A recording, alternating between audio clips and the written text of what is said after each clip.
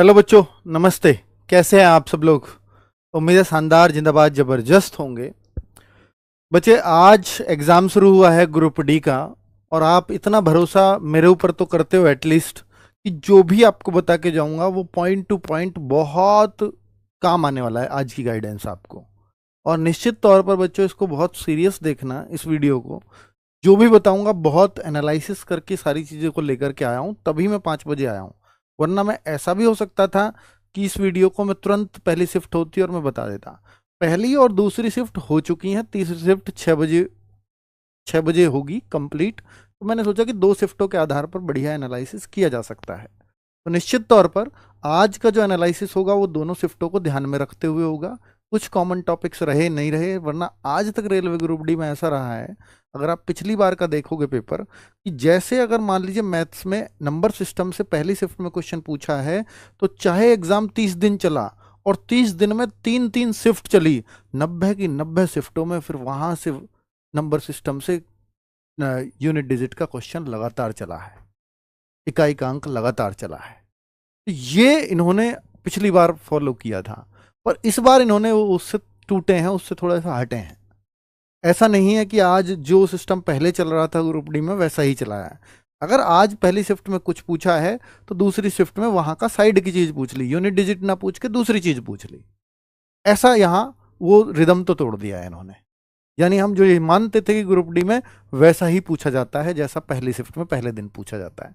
तो अभी आपको थोड़ी सी क्रोनोलॉजी में थोड़ा समझाऊंगा, और निश्चित तौर पर बच्चों ये वीडियो बहुत काम करेगा। और मैं आपको ये भी बता करके जाऊंगा कि आज सब्जेक्ट वाइज अगर आपका इतना अच्छा स्कोर हो रहा हो, 1/3 की नेगेटिव मार्किंग है, फालतू टच करने की कोशिश मत करना। 1/3 आपको बर्बाद कर देगी, ये वो नेगेटिव मार्किंग होती है। ठीक है, तो उतना ही। और लास्ट में आकर के ना आप एक ही चीज से परेशान दिखोगे। आप बहुत अच्छा स्कोर भी करके आओगे, आप बहुत अच्छा अटेम्प्ट भी करके आओगे, और अगर सिलेक्शन नहीं हुआ तो आप अपने सिलेक्शन ना होने का कारण सिर्फ एक ही चीज को दोगे कि मैंने टच ज्यादा कर दिए थे, नेगेटिव मार्किंग मेरा नाश लेके गई है। और ये होगा। इसलिए प्लीज, जो आपको वैसा लगे कि ये मेरा इर्द गिर्द भी मैं इस क्वेश्चन के लिए नहीं हूं, और मेरे क्वेश्चन चाहे कम अटेम्प्ट हो रहे हो पर मैं इसको फालतू में टच नहीं करूंगा।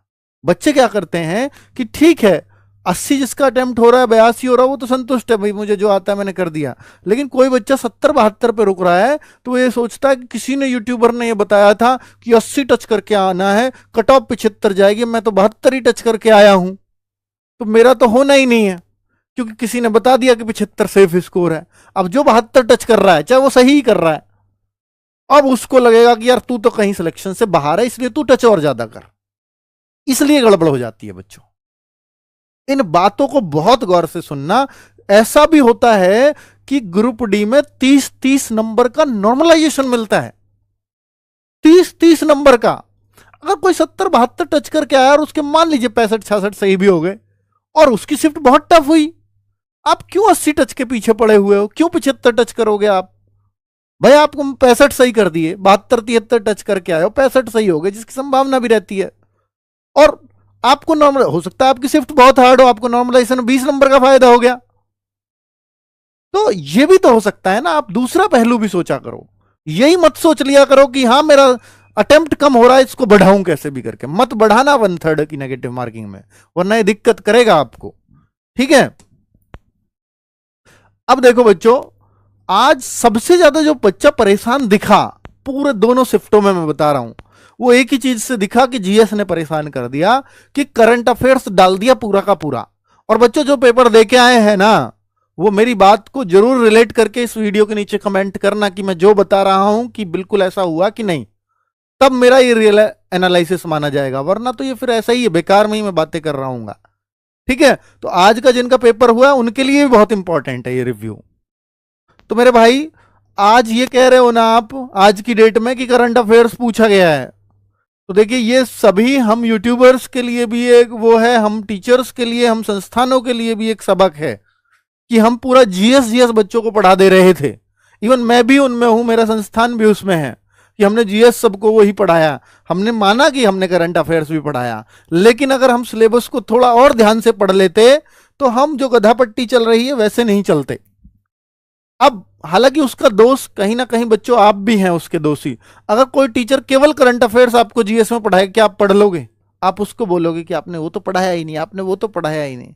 पर आप देखो ना कि भाई कभी कभी ऐसा होता है कि सिलेबस से इधर इधर कुछ भी नहीं जाता। कभी कभी कोई कंपनी जो पेपर बनाती है, टीसीएस ने बनाया इस बार पेपर, तो आप देखो ना कि इसका आप जीएस का सिलेबस पढ़ो। यहां पर जनरल अवेयरनेस पूछी जाएगी, 20 नंबर की तो होगी। General awareness on current affairs, साफ साफ लिखा हुआ है कि अगर जीके पूछेंगे भी तो करंट अफेयर्स के ऊपर ही जीके पूछेंगे। और यही तो हो रहा है आज कि अगर उसने इकोनॉमी पूछी है, इकोनॉमिक्स से क्वेश्चन आया है, तो वो भी करंट से रिलेट करके पूछा है। अगर वो पॉलिटी का भी क्वेश्चन पूछ रहा है तो मंत्रिमंडल से क्वेश्चन दे रहा है कि पॉलिटी से ऐसे पूछ लेगा। तो उसने लिखा तो है general awareness on current affairs, तो एक करंट अफेयर्स पे पूछिए। और देखो टॉपिक देखो, साइंस एंड टेक्नोलॉजी से भी वो चीज पूछी होगी जो, या तो जैसे इसरो चीफ को अवार्ड पूछ लिया तो साइंस एंड टेक्नोलॉजी में भी आ गया वो, है ना। जैसे मान लीजिए स्पोर्ट्स से पूछा है तो स्पोर्ट्स के अवार्ड पूछे, स्पोर्ट्स से संबंधित पूछा तो करंट अफेयर्स यहीं से बन रहा है ना वो। आप देखो कल्चर से रिलेटेड चीजें पूछी जा रही हैं, पर्सनैलिटीज से रिलेटेड पूछी जा रही हैं चीजें, तो ये इनमें से इकोनॉमिक्स पे करंट अफेयर्स के क्वेश्चन बना दे रहा है, पॉलिटिक्स पे बना दे रहा है, मंत्रिमंडल तभी तो आ रहा है। ठीक है, एनी अदर, आप देखो ना सिलेबस में सब कुछ लिखा हुआ है मेरे भाई। हम करते नहीं है, इसलिए दिक्कत होती है। ये ऑफिशियल सिलेबस लेकर के आया हूं और इन्हीं से क्वेश्चन आएगा, लास्ट की शिफ्ट तक क्वेश्चन यहीं से आएगा। तो इन चीजों को क्यों नहीं रट दो आप करंट अफेयर्स के लिए। करंट अफेयर्स पढ़ना है तो आप इन टॉपिक्स के इर्द गिर्द रहो। साइंस एंड टेक्नोलॉजी से क्या क्या खोजें हुई हैं हमारे यहां, पिछले चाहे 1.5-2 साल में भी हुई हो, सब इंपॉर्टेंट हैं। स्पोर्ट्स से रिलेटेड पिछले 2-3 साल का भी सब स्पोर्ट्स करंट अफेयर्स आना ही आना है, 2-3 प्रश्न आएंगे ही आएंगे। कल्चर से आएगा ही आएगा, पर्सनैलिटी से आएगा ही आएगा, पॉलिटिक्स से आएगा ही आएगा, पर ये करंट अफेयर्स को रिलेट करते हुए, है ना। ठीक है, अब आप कहोगे सर ये तो बातें आप आज बता रहे हो, पहले बता दिए होते। पर पहले आप मानते भी कहां मेरी, कहते नहीं हिस्ट्री कैसे नहीं आएगी, मास्टर पागल हो गया है, पॉलिटी कैसे नहीं आएगी, इसलिए मास्टर को पढ़ाना पड़ता है, क्योंकि आपको लगेगा ये तो है नहीं किधर भी। पेपर आता है तो फिर कहोगे हाँ, पेपर के टाइम पे एक दिन आप उसकी प्रशंसा कर दोगे, बाकी दिन उसको गाली दोगे, तो उसकी भी कहां हिम्मत बचती है। ये बात होती है ना। अब अगर मैं देखूं मेरे भाई, सारी चीजों को अब ये समझना, देखिए अब तक जो हो गया, अब तक एक बच्चा कह रहा है सर अब तक क्यों नहीं बताया। भाई अब तक जो हो गया ठीक है, हमें भी थोड़ी पता है कंपनी बिल्कुल सिलेबस पे बिल्कुल अडिग रहेगी। आज रही है तो आज बता रहा हूं कि भाई इसको इस तरह से ही करना है अब आगे के पेपर के लिए। आज तो आपको सीख आ गई ना, आज से ही समझ जाओ।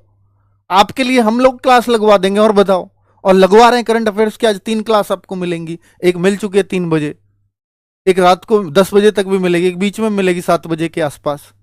तो 3 क्लासेज उन सभी टॉपिक्स को कवर कर रही होंगी जो आगे आपके काम आएंगी। तो हम सिलेबस पे करा रहे हैं, एनालिसिस पे नहीं, सिलेबस पे। ठीक है, चलो अब अगर मैं देखूं बच्चों कि भाई आप ये पूछना चाहो मुझसे कि सर मैथ्स कैसा आया, रीजनिंग कैसी आई, मैं पेपर नहीं बता रहा हूं कि ना मैं बता सकता हूं, ये रेलवे ने मना किया है। ठीक है, मैं आपको ये बता रहा हूं कि पेपर आया कहां कहां से है, ताकि आप वैसी तैयारी कर लो। पेपर एनालिसिस तब होता जब मैं उन क्वेश्चंस को करवा रहा होता कि क्या क्या क्वेश्चंस आए हैं। तो देखो सीटिंग अरेंजमेंट बहुत ज्यादा आ रहा है, इस चैप्टर को एक बार और अच्छे से कर जाना। सीटिंग अरेंजमेंट की एक स्पेशल क्लास में लगवा दूंगा रीजनिंग में। ठीक है, आज लगने वाली है, 3 से 4 क्लास आ रहे हैं। और अगर रीजनिंग अगर आप देखोगे तो एवरेज बच्चा जो कर पा रहा है 27-28 अटेम्प्ट आराम से कर दे रहा है यार रीजनिंग में। फिर ये 1-2 कहां फंस रहे हैं, या तो पजल में फंस रहा है। और सीटिंग अरेंजमेंट के 3-4 क्वेश्चन आ रहे हैं तो 2 आसान आ रहे हैं, 2 थोड़े से आपको फंसाने वाले आ रहे हैं। यही उसका 27-28 हो रहा है, बाकी सब जगह उसको, हाँ 1-2 सीरीज में भी उसको दिक्कत आ रही है। ठीक है, सीरीज के क्वेश्चन भी 1-2 परेशान करने वाले हैं। तो अगर मैं आपको बताऊं कि सीटिंग अरेंजमेंट कथन निष्कर्ष नहीं परेशान कर रहा है, नंबर सीरीज ये कर रही है परेशान। ठीक है, डायरेक्शन और नंबर सीरीज में 1-2 आपकी बन जाएगा, 1-2 आपको परेशान करेगा। 3-4 क्वेश्चन बहुत होते हैं। डायरेक्शन के 3-4 क्वेश्चन नहीं करते परेशान, कोडिंग डिकोडिंग नहीं करेगा, ब्लड रिलेशन 1-2 क्वेश्चन है हो जाएगा। ये 1-2 क्यों लिखे हैं, किसी पहली शिफ्ट में 1 आ गए, दूसरी में 2 आ गए, इसलिए 1-2 लिखा है। ये आपको 3-4 2-3 इसलिए मिलेंगे क्योंकि एक शिफ्ट में इतने हैं, एक शिफ्ट में इतने हैं। पर इन चैप्टर्स से हर शिफ्ट में प्रश्न अब आना है। Alphabetical series 3-4, mathematical operation 2, Venn diagram 2, conditional number letter 1-2। ये वही होती है आपकी सांकेतिक कोडिंग वोडिंग वाला, कंडीशनल नंबर पे आप ज्यादा मत जाना। ठीक है, तो अब इस तरह के क्वेश्चंस आपको मिल जाएंगे स्पेशल प्रैक्टिस सेट्स में, जो भी मैं बताऊंगा कब कैसे होगा। तो कुल मिलाकर के ये आपका क्वेश्चन पेपर है रीजनिंग का। अब मैं आपको थोड़ा बता देता हूं मैथ्स का, और मैथ्स का हम थोड़ा लेवल भी लेकर के चलेंगे। लेवल मैंने आपको रीजनिंग का डिस्कस कर लिया, बाकी कोई चैप्टर बहुत परेशान करने वाला नहीं है। अभी मैं अगर मैथ्स में बोलूं तो मेरे भाई रेशो के एक शिफ्ट में आ गया एक प्रश्न, एक में नहीं आया है, तो इस तरह से आ रहा है। और पार्टनरशिप का 1-2 प्रश्न आ रहा है, टाइम एंड वर्क के 2 प्रश्न आ रहे हैं, पाइप सिस्टम से भी क्वेश्चन आया एक शिफ्ट में, बोट एंड स्ट्रीम से भी आया, दोनों शिफ्टों में एक आया है। ठीक है, इनसे अक्सर लोग मानते हैं पाइप सिस्टम और बोट स्ट्रीम से आएगा नहीं प्रश्न, पर इन दोनों ही चैप्टर से आया है। और मुश्किल क्वेश्चन नहीं है, आसान क्वेश्चन है, बना लोगे आप, थोड़ा सा भी पढ़ लोगे तो। एसआई एंड सीआई, इसके थोड़े से क्वेश्चन आ रहे हैं, फंसाने वाले आ रहे हैं, एक दो प्रश्न आ रहे हैं। मान लीजिए एक कभी दोनों में शिफ्टों में आ गया, एक दोनों सीआई एसआई से, और एक शिफ्ट में किसी एक से आया है। तो ये एसआई एंड सीआई वाले जो क्वेश्चंस है, ये थोड़ी कैलकुलेशन है बस, बाकी टाइम टेकिंग है। मैथ से थोड़ा सा टाइम टेकिंग है, क्योंकि 1-2 चैप्टर्स के क्वेश्चन जैसे मेंसुरेशन के क्वेश्चन है, वो थोड़ा सा उसमें कैलकुलेशन पूछ ली है, कुछ पॉइंट वाली चीजें पूछ ली हैं, तो बच्चों को थोड़ा सा टाइम लग जा रहा है बस। सिंप्लीफिकेशन 1-2 प्रश्न आ रहे हैं, ट्रेन से एक प्रश्न आ रहा है, अलजेब्रा से एक प्रश्न है, दोनों शिफ्टों में जो आया मैंने वो लिखा है। एवरेज 1-2 प्रश्न आया है। ठीक है, मेंसुरेशन 2D 3D 2-3 क्वेश्चन हैं, तो ये परेशान कर सकती है बात आपको। मेंसुरेशन के फॉर्मूला बेस्ड क्वेश्चन है, और वो आपको कर लेंगे आप आराम से, अगर फॉर्मूले याद है तो। नंबर सिस्टम 1-2 प्रश्न है, बन जाएगा। एलसीएम एचसीएफ 1 प्रश्न है, प्रॉफिट लॉस से 2-3 प्रश्न है, डिस्काउंट से 1 प्रश्न है, बहुलक भी पूछा जा रहा है, और दूसरी शिफ्ट में माध्य और माध्यिका पूछे गए हैं। तो तीनों चीजें एक साथ पढ़ते हो ना, माध्य भी पढ़ते हो, माध्यिका भी पढ़ते हो, और बहुलक पढ़ते हो। माध्यिका तो भाई ये सब एक ही चैप्टर का कमाल है स्टैटिस्टिक्स का, तो वो एक क्वेश्चन उसका भी आ रहा है। परसेंटेज 1 से 2 प्रश्न है, तो मतलब किसी शिफ्ट में बहुलक पूछ लिया, किसी में माध्य पूछ लिया, तो उस तरह से। माध्य तो एवरेज ही होता है ना आपका। परसेंटेज का 1-2 प्रश्न हो गया, और ट्रिग्नोमेट्री का केवल 1 प्रश्न है। एपी एंड जीपी समांतर श्रेणी जो माध्य माध्यिका उसकी बात है, तो ये 2 प्रश्न हो गए। ठीक है, तो ये अगर आप देखोगे तो आप कहोगे सर ये जो एडवांस मैथ्स है वो कितना आ रहा है। अगर मैं बोलूं बच्चों, तो अर्थमेटिक में नंबर सिस्टम को और मेंसुरेशन को अगर मैं अर्थमेटिक में गिन करके चलूं,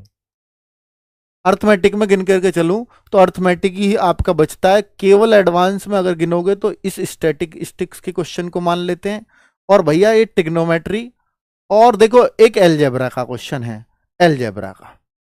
तो ये जो क्वेश्चन है यही बस आपके एडवांस हैं। तो मैं कहूंगा कि भैया 20 प्रश्न तो आपके अर्थमेटिक से हैं ही, तो 4 से 5 प्रश्न आपके एडवांस से हैं। तो जो आपको भाई अंडरस्टूड भी था यार, इतना तो होगा ही। ठीक है, कुछ लोग इसको नंबर सिस्टम को एडवांस में मान लेंगे, तो फिर वो थोड़ा सा बढ़ जाएगा। मेंसुरेशन को भी उधर मान के चलेंगे तो ये 6-7 तक चली जाएगी चीजें, है ना। चलो अब हम साइंस की बात, तो कुल मिलाकर के जो मैथ्स है थोड़ा सा टाइम टेकिंग है, और लेवल भी किसी किसी चैप्टर का, जैसे मैंने बोला, तो लेवल मुश्किल नहीं है, कैलकुलेशन बस थोड़ी सी ज्यादा करनी पड़ जाएगी, थोड़ा इसलिए टाइम लग जाएगा। तो 25 प्रश्न मैथ में से कितने बना सकते हैं हम, मैं वो आगे बताऊंगा कि कितने हमारे बनाने लायक हैं। ठीक है, और अगर मैं देखूं कि साइंस में क्या है, तो साइंस में बायोलॉजी से 8-10 प्रश्न है, और बायोलॉजी से अगर देखेंगे, जैसे सेल्स है अच्छे से घोट दो, प्लांट है अच्छे से घोट दो, तो कुछ चीजें जैसे रोग हैं, रोग से सीधा भाई बायोलॉजी में रोग तो सबसे इंपॉर्टेंट चीज है ना, तो जो डिसीज हैं उनको रट दोगे, दोनों शिफ्टों का प्रश्न बन जाता। तो बायोलॉजी के प्रश्न मुश्किल नहीं है, जो आप पढ़ते हो एक्चुअली बायोलॉजी में वही पूछा जा रहा है। ठीक है, फिजिक्स भी आसान आ रही है, फिजिक्स भी 4 क्वेश्चन, मान लीजिए 8 क्वेश्चन आए हैं, तो 4 क्वेश्चन आपके न्यूमेरिकल है और 4 क्वेश्चन आपकी थ्योरी से है। क्लोरोफिल वगैरह से भी क्वेश्चन बना है। ठीक है, तो उस तरह से, और फिजिक्स से आप देखेंगे तो जो आपके मेन चैप्टर्स होते हैं उनसे प्रश्न बन रहे हैं, जैसे इलेक्ट्रिसिटी है तो वहां से प्रश्न बन रहा है। ठीक है, तो उस तरह से तो फिजिक्स का कोई मतलब, आप कहेंगे जो 10th की एनसीईआरटी है जिसने पढ़ी है उनका प्रश्न बहुत आराम से बनेगा। और अगर आपने, क्योंकि फिजिक्स में तो हमें एज इट इज इस तरह से मिला है कि सर धर्मेंद्र सर ने जो चीज कराई थी बिल्कुल एज इट इज वो पूछी जा रही है। ये क्योंकि फिजिक्स बाहर गई ही नहीं है, मैं मतलब कोई और टीचर भी पढ़ा होगा उसका भी ऐसे ही मिल रहा होगा, तो फिजिक्स की बहुत टेंशन नहीं है, बायोलॉजी की बहुत टेंशन नहीं है, टेंशन की एक चीज लगेगी आपको, केमिस्ट्री। 4-6 प्रश्न जो इसके आ रहे हैं वो थोड़ा सा डीपली पूछ रहा है, वो उतना उतना आसान नहीं है। मतलब ये रिएक्शन से क्वेश्चन पूछ रहा है ना। तो रिएक्शन से क्वेश्चन जब भी आएगा तो बॉन्ड से क्वेश्चन पूछ रहा है, कार्बन बॉन्ड, तो ये थोड़ा डीप क्वेश्चन माना जाता है जब भी इस तरह के क्वेश्चन, रिएक्शन से क्वेश्चन हो गया, बंध से क्वेश्चन है, तो फिर वो थोड़े से डीप होते हैं। तो इनको एक बार और पढ़ा दिया जाए तो फिर कितना बढ़िया रहेगा, है ना, चीजों को। ठीक है, वो सब मैं अभी बताने वाला हूं कैसे पढ़ेंगे। ऑल सब्जेक्ट्स से 2-3 प्रश्न हैं और सारा करंट अफेयर्स ही है 17-18 का, क्योंकि ये ऑल सब्जेक्ट भी ना ये बच्चे बता नहीं पा रहे हैं, वो भी करंट से रिलेट कर रखा होगा। भाई 20 के 20 प्रश्नों को उसने बोला है कि जीके करंट अफेयर से रिलेट करके पूछेंगे हम आपसे, ये उसने सिलेबस में दिया है, इसलिए वो पूछ भी रहा है, तो उसकी गलती नहीं है। गलती सिलेबस को ना समझ के आपके जो रूढ़िवादी सोच है उससे चलने की है। हम लोगों को इसलिए चलना पड़ता है क्योंकि आप उसको वैसा ही चाहते हो, ठीक है। पर अब आगे आपको भी रहेगा कि जो सिलेबस में लिखा है उससे ऊपर कुछ भी नहीं है। मत पढ़ो ज्योग्राफी, मत पढ़ो हिस्ट्री, कुछ भी नहीं पूछा है। हिस्ट्री तो वैसे भी प्राचीन काल की चीजें हैं, जो पहले हो चुका वही तो हिस्ट्री है। तो हिस्ट्री तो वैसे भी कुछ करंट का नहीं बनना है ना, तो हिस्ट्री तो यहां सब बेकार ही है। चलिए खैर छोड़िए, जो हुआ सो हुआ। अब क्या कर सकते हैं, आगे के पेपर को कैसे बेहतर बना सकते हैं। लेकिन जिन बच्चों का आज पेपर हो गया उनके साथ तो अन्याय है, वो तो कहेंगे हमारे साथ तो अन्याय हुआ, हमें थोड़ी ना पता थी, आज अब से आगे के बच्चे पेपर सही कर लेंगे। तो मेरे भाई उनके लिए बता देता हूं कि जिन बच्चों को पता ही नहीं था आज वो पेपर में गए हैं, तो जाहिर सी बात है कि आपकी शिफ्ट के सभी बच्चों का स्कोर घट रहा होगा। कल मान लीजिए सब कोई ऐसे सुन करके मुझे ऐसे करना है, मुझे इतना स्कोर करना है, मुझे ये करना है, तो मैं उन बच्चों का बढ़ जाएगा, उन चीजों को कुछ पढ़ के भी जाएंगे।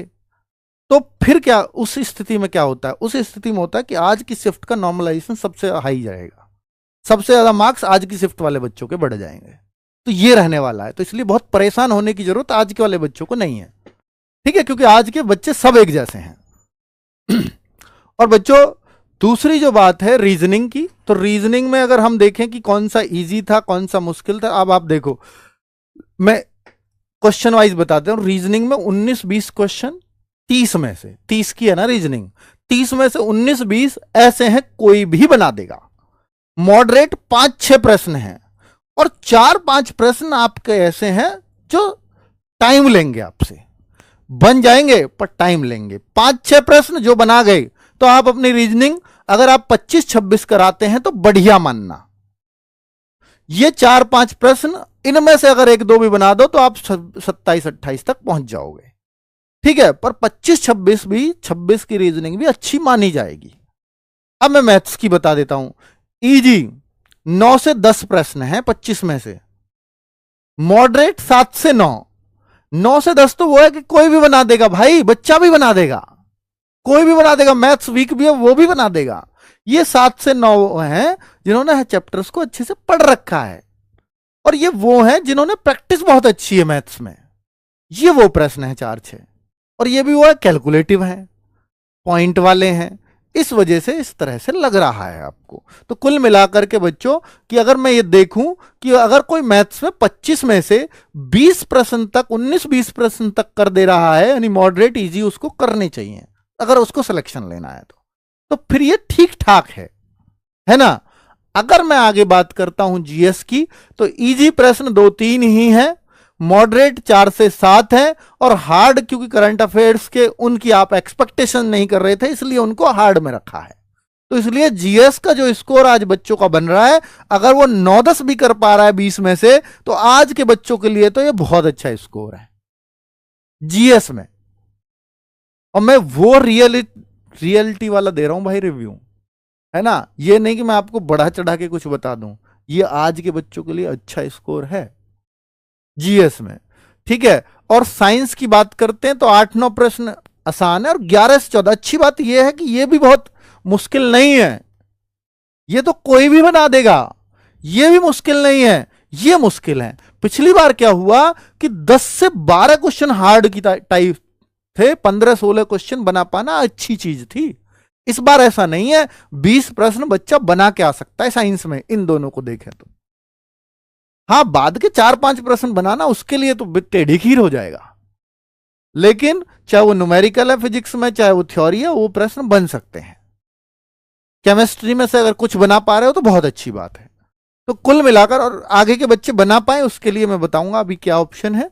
देखिए बच्चे, हम एक स्कोर की तरफ आते हैं अब मूव ऑन करके कि रीजनिंग के 25 से 27 प्रश्न हम एक अच्छा अटेम्प्ट मानेंगे। अटेम्प्ट मैथ्स में 22-23, और रीजनिंग और मैथ्स में जो अटेम्प्ट कर रहे हो ना, उनकी सही होने की प्रायिकता बटे में से बटे होनी चाहिए, तभी तो आप कर रहे हो। इनमें तुक्का अगर मारोगे तो भाई कैसे चलेगा?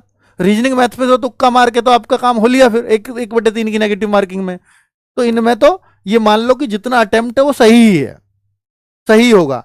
जीएस में 8 से 10 प्रश्न बना पा रहे हो तो ये भी अच्छा माना जाएगा आज की शिफ्ट वाले बच्चों के लिए। और साइंस में, और भैया कल भी अगर आपका इतना इतना स्कोर बन रहा हो तो फालतू में टच मत करना, और 16-17 क्वेश्चन साइंस में भी ठीक ठाक स्कोर माना जाएगा। यानी अगर आपका अटेम्प्ट 71 से 77 के बीच होता है और आप श्योर हैं कि मैंने ज्यादातर चीजों को सही किया, कोई मुश्किल से एक आध क्वेश्चन ही गलत होगा, तो फिर जो है, फिर आप इसमें ज्यादा अटेम्प्ट बढ़ाने की कोशिश मत करना प्लीज। ये अटेम्प्ट एक अच्छा अटेम्प्ट है आज के पेपर के हिसाब से। जो आज बच्चे 88, 90, 89 अटेम्प्ट करके आ रहे हैं, मैं श्योरिटी से कह रहा हूं कि वो बहुत डाउन जाएंगे स्कोर में, बहुत डाउन जाएंगे। 1/3 की नेगेटिव मार्किंग उनको ले बैठेगी। ठीक है। और मैं देखिए, एक आध अपवाद होगा कि नहीं सर मेरे तो सारे ही सही हैं, तो आप मेरे लिए ऐसे क्यों कह रहे हो, वो अपवाद है। पर मैं 88-90 वालों की बात कर रहा हूं। अधिकतर बच्चों का यही हाल होने वाला है कि वो बहुत डाउन जाने वाले हैं, क्योंकि उन्होंने अटेम्प्ट कुछ ज्यादा ही कर दिए हैं। ठीक है। ये रहा आपका कितने कितने में से आना था। तो भैया 100 में से इतना स्कोर बन रहा है, तो बहुत अच्छा आप अपने आप को कह सकते हो कि आप सही स्थिति में चले गए हैं। अब मेरी बात गौर से सुनना, ये कोई प्रमोशनल एक्टिविटी नहीं है। मैं चाहूं तो ये ना भी करवाऊं, पर मुझे चाहिए कि आगे के बच्चों को कुछ एक राह दिख जाए कि आगे किस तरह से पेपर को अच्छा किया जा सकता है।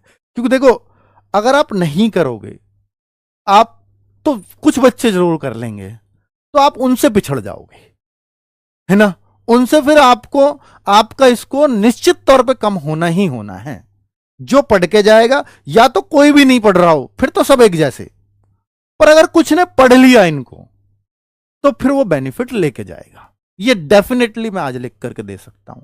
आप इन वीडियो के नीचे कमेंट करोगे सर बहुत फायदा हुआ, इतना ही कहूंगा बस, इससे ज्यादा कहूंगा नहीं, कह भी नहीं सकता। स्पेशल जो प्रैक्टिस सेट्स हैं इनको प्लीज करिएगा। ये जो है स्पेशल प्रैक्टिस सेट्स, इसमें वही 25 प्रश्न होंगे। प्रैक्टिस सेट तो हम पहले भी करा रहे थे, अब भी करा रहे हैं, ये स्पेशल है बस। 25 प्रैक्टिस सेट्स, 25 प्रश्न इसमें मैथ्स में आपको बहुत बेनिफिट देंगे, और आपको बहुत क्लैरिटी आएगी कि हमें कैसे पढ़ना चाहिए। रीजनिंग के 25 क्वेश्चन, करंट अफेयर्स की क्लासेस रोज मिलने वाली हैं आपको। कैसे होंगी, क्यों रोज देनी पड़ रही हैं, उसका आप अंदाजा खुद लगा लीजिएगा, मैं अपने मुंह से नहीं कहूंगा। बायोलॉजी की क्लास आपको मिलेगी, फिजिक्स की भी मिलेगी। तो ये बायोलॉजी की क्लास, तो इनकी सबकी टाइमिंग लिखी हुई है। ये तो रात को 10 बजे है, ये रात को 9 बजे है, ये 5:30 बजे है शाम को, अभी शुरू होने वाली होगी मेरी क्लास के बाद, और ये 8 बजे से है शाम को। तो भाई ये क्लासेस आप जरूर ले लेना। और एक बात कि जो क्लासेस पे भी यकीन नहीं करता और ओवर कॉन्फिडेंट है कि सर मेरा तो सब ठीक ही ठीक है, मुझे कोई दिक्कत नहीं है, तो मैं उनके लिए कह रहा हूं, शाम को 8 बजे एक स्पेशल मॉक है। स्पेशल मॉक ये सबको फ्री मिलेगा। ये क्यों कर रहे हैं यार, हमारी टीम पूरे दिन लग रही है मेहनत करने में, क्यों लग रही है खुद बताओ ना, क्या जरूरत थी हमें इसको बनाने की, कुछ बच्चों को फायदा हो जाए। और भाई इसको वो भी दें, स्पेशली वो बच्चे भी दें, कौन से, जो आज पेपर दे के आए हैं, उनको थोड़ी पता है कि मेरा क्या स्कोर रहेगा, वो आंसर की आएगी तब पता चलेगा। तो आप दे लो, जितना आपका इसमें स्कोर आएगा लगभग वैसा ही स्कोर आपका वहां आने वाला है। क्यों, समझ लेना इस बात को, जैसा स्कोर आपका आज इस स्पेशल मॉक में आएगा, वही अंदाजा लगा लेना कि आपका स्कोर वही बनने वाला है। ठीक है। तो ये 8 बजे होगा, और वो बच्चे जिनका एग्जाम है आगे, इस स्पेशल मॉक को देकर के बहुत रिलैक्स फील करोगे कि आप कहाँ हैं, ये क्लैरिटी आपको आ जाएगी। और ये बहुत हिम्मत से, बहुत मेहनत से बनाया गया है। ठीक है। तो शाम को 8 बजे रोजगार विद अंकित ऐप पर इस स्पेशल मॉक को सभी लोग दें। इसका पहले से मैंने बताया था कि आज 8 बजे मिलेगा, वो आपको ये बात 10 दिन पहले बता दी थी, 8 से 10 दिन पहले। ठीक है। चलिए बच्चे, थैंक यू। हाँ, अब कट ऑफ देख यार, तुम्हें अटेम्प्ट ही बता दिया भाई, कट ऑफ तो हर जोन की अलग अलग जाएगी। इतना अटेम्प्ट कर रहे हो तो सेफ अटेम्प्ट है, अगर गलती नहीं है तो। गलती करोगे तो भाई बहुत डाउन जाओगे, वो तो जाहिर सी बात है। चलो, थैंक यू वेरी मच, नमस्ते।